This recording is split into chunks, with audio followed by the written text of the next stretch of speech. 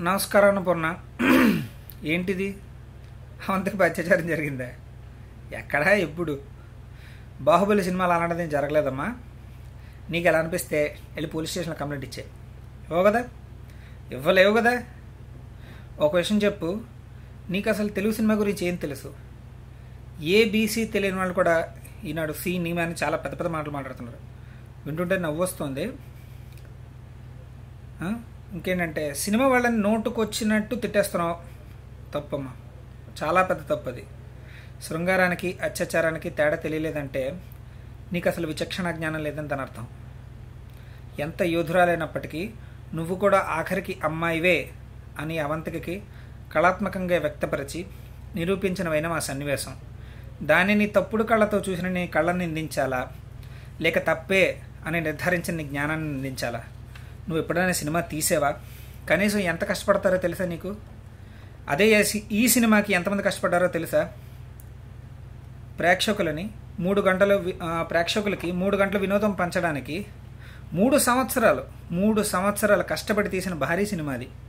అలాంటిది నువ్వేమో సినిమా అంతా వదిలేసి కేవలం ఒక్క సన్నివేశాన్ని పట్టుకుని ఫేమస్ అయిపోదామని కొంతమంది పెద్దవాళ్ళని దూషిస్తే ఎవ్వరూ హర్షించరు. ఎంతో వ్యయ ప్రయాసాలతో కూడుకున్నది ఒక సినిమా సృష్టించడం అంటేనే. తీసి చూడు తెలుస్తుంది. రాజమౌళి గారు అంత చీప్గా ఎలా ఆలోచిస్తారనుకున్నావు? ఇలాంటి సీన్ పెట్టేసి డబ్బులు గుంజేద్దాం అనుకుంటారనుకున్నావా?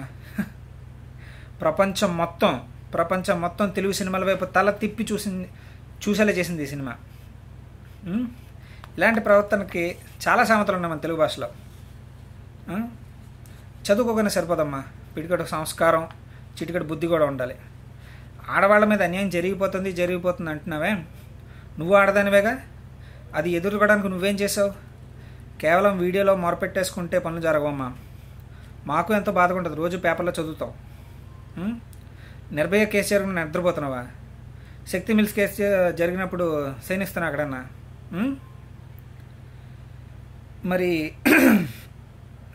మరి నీ సైడ్ నుంచి సమాజాన్ని ఉద్ధరించడానికి ఏం చేస్తున్నావు?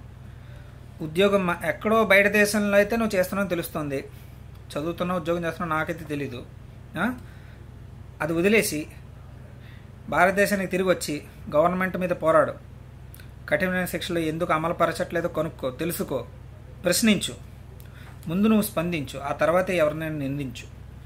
తర్వాత అప్పటికి ఇప్పటికీ వచ్చిన సినిమాల్లో చాలా వ్యత్యాసం ఉంది. అప్పట్లో అందులో చీరలా కట్టారు, ఇప్పుడు అందరికీ తెలిసిందే. తెలుగు అమ్మాయి, తెలుగు సినిమా, నాకు తెలుగు సినిమా మీద జ్ఞానం కొంచెం ఎక్కువ అని ఏదో చెప్పావు. మరి నువ్వెందుకమ్మా స్లీవ్లెస్ వేసుకుని మాట్లాడుతున్నావు? వాస్తవానికి అయితే చీర కట్టి మాట్లాడాలి కదా. చెప్తా, నాకు దాన్నే మార్పు అంటారు. మార్పు. కాలంతో పాటు మనిషి మారుతాడు, తీరు మారుతుంది. The only constant is change. అది తెలుసుకో. Your mind is corrupted, your eyes are corrupted. నీకు అలా కనిపించింది, మా ఎవ్వరికి కనిపించలేదు. కోట్ల మంది చూశారు. ఎన్ని కోట్ల కలెక్షన్ వచ్చింది చూసావా? అంటే ఎంతమంది చూశారు? ప్రపంచం నలుమూల రిలీజ్ అయిన సినిమా. అలాంటి దాన్ని బట్టేసిన ఒక్క సీన్లో మా ఎవరికి అనిపించింది నీకు అనిపించింది అంటే నీ కంటి తప్పది, నీ బుద్ధి తప్పది. ఇంకోటి, బ్రహ్మానందం గారిని అన్నేసావు కదా. మరి పోకిరిలో ఒక ముష్టివాడు ఒక సాఫ్ట్వేర్ ఇంజనీర్ని పట్టుకుని అలా చేశాడు కదా. ఆ సీన్ నీకు చూసినప్పుడు అది సోషల్ అబ్యూస్ అనిపించలేదా? ఓకే, మరి దాని గురించి అని వీడియో తీసి పెట్టావా? నాకు తెలిసైతే పెట్టుండవు. కోవేశ్వర్ల గారు మరి బ్రహ్మానందం గారిని కొట్టినప్పుడు నవ్వుంటావుగా. ఓ తెగ పడిపడి నవ్వుంటావు. మరి అదేంటి, దాన్ని ఏమనాలి?